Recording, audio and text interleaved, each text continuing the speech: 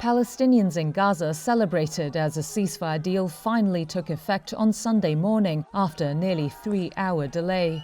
The sound of singing and cheering replaced that of fighting and bombing of the 15-month-old war that has devastated the enclave and brought seismic political change to the Middle East.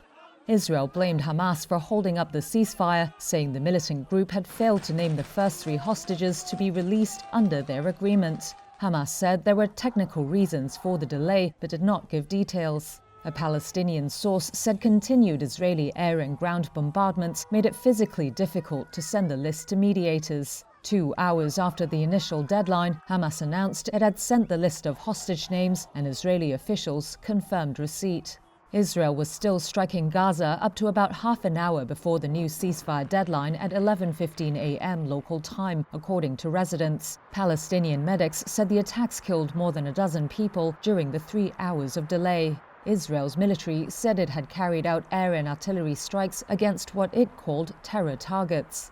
As calm returned to the coastal enclave, rows of aid trucks were lined up along the Rafah border in Egypt ahead of its reopening. The highly anticipated ceasefire deal could pave the way for an end to the Gaza war, which began when Hamas militants attacked southern Israel on October 7, 2023, killing some 1,200 people and taking around 250 hostages, according to an Israeli tally.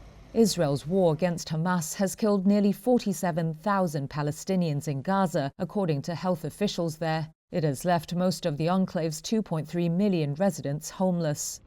The 3-stage agreement followed months of on-off talks brokered by Egypt, Qatar, and the United States. The first stage will take place over the next 6 weeks.